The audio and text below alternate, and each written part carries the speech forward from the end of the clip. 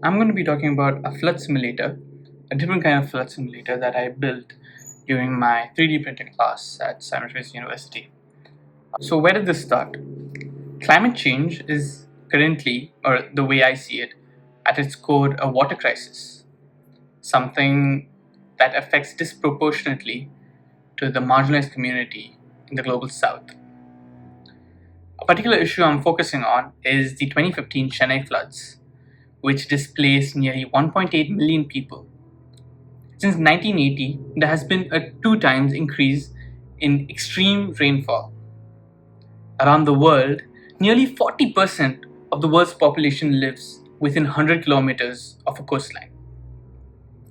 Flooding is no longer a rare event. It is the new normal for millions of people in global south. Right now, climate change isn't a future threat, but a reality we live and face today. The problem is, the least responsible suffer the most. When Chennai flooded in 2015, it wasn't the wealthy neighborhoods that drowned first. It were the laborers living around the Kuam River, people already pushed to the margins of society. Climate change does not affect everyone equally.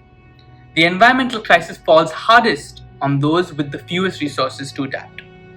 Indigenous communities, women, marginalized caste populations, sectors of informal settlements, and the urban poor.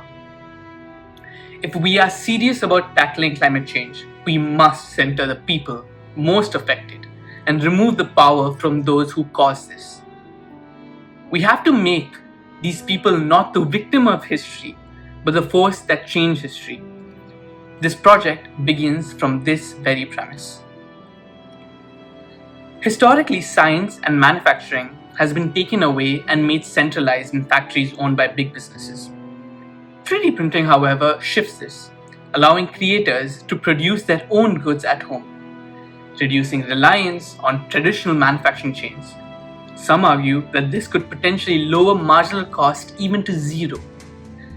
Real change requires putting the resilient technology and tools in the hands of these very people. 3D printing does exactly that. Because a professional print of this model, according to some estimates, costs $1,000. Using community and educational printers, it could cost just under $50. Desktop manufacturing gives communities the ability to prototype, test, build solutions to their own problems without waiting for institutions to act, making them active participators rather than passive consumers of this economy.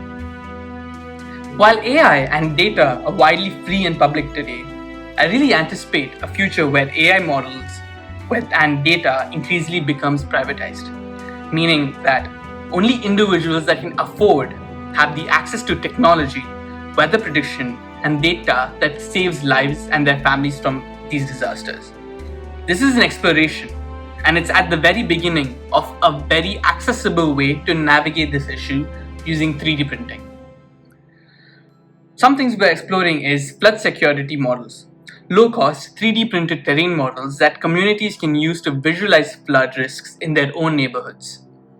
Community-led prototyping. With a $200 printer and a free CAD software, local organizations can iterate on designs tailored to their specific geography and needs. We are trying to make science accessible and hence geographical education accessible. By using thermochromatic paint, we turn abstract concepts such as water flows into something you can see and touch. Tools like this make environmental science tangible. What follows is the story of building this first prototype. At the start, in our project 3, we had a terrain with a hinge box and a snap-fit design, Fusion 360.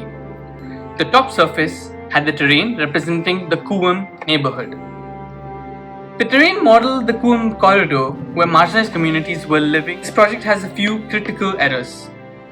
While this was aesthetically the best looking model, the terrain on top is not a practical design.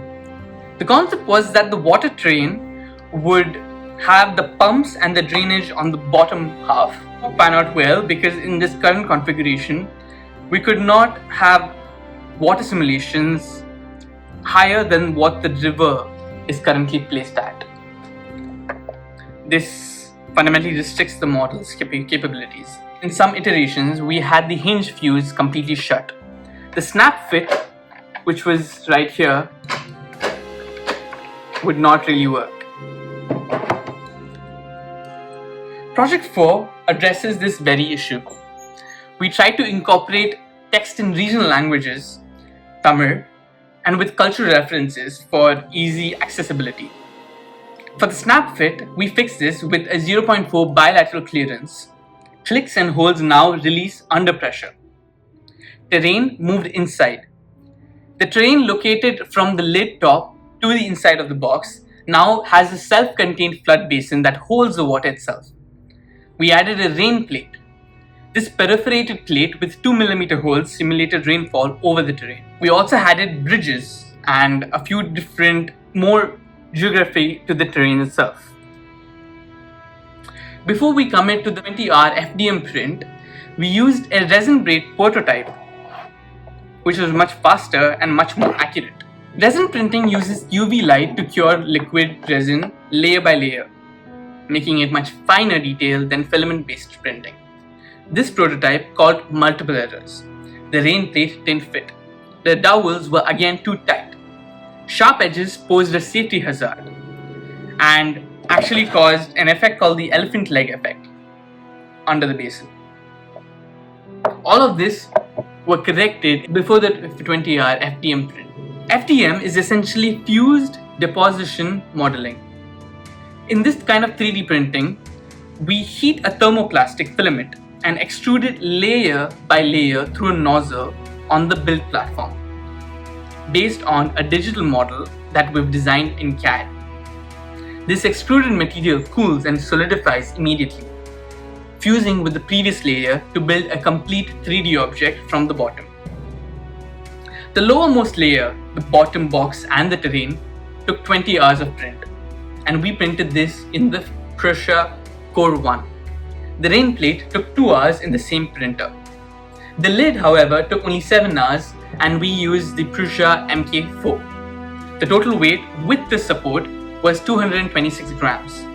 Some of the post-processing that we did was removing the tree supports with flush cutters. I sanded it with 120, 220, and then progressively to 400 grit through a process called wet sanding.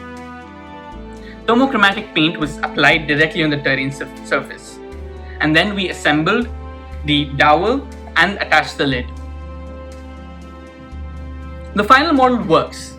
We now have a successful model with a complete compact box. It has a perfect snap fit. It has the engraved rain box, and it is waterproof and watertight. The thermochromatic paint works in such a way. At room temperature, it is dark teal, and once you add warm water, you will be able to see exactly where the water flows and accumulates by seeing where the color changes. This color is fully reversible. As the surface dries and cools, it returns to teal. What I learned from this project is tolerance matters. Even a 0.4 millimeter of clearance is the difference between a working mechanism and a one. The second thing I learned is we must prototype before production. A one-day resin print saved a 20-hour FDM print from having unfixable errors. We must fix all axes, not just ones you notice. The rain plate clearance was corrected on 2 sides, but not all 4, which is why it still doesn't fit. Post-processing transforms the output. Sanding and thermochromatic paint turned a rough plastic box into a functional tool. While we are far from complete, this is an initial step, an exploration on the hypothesis and stress testing the capabilities of such physical models over software models that are highly inaccessible for communities this project is meant for. This and any such solution is only a temporary elevation for the crisis we face until true systemic changes and power shifts are made. Thank you.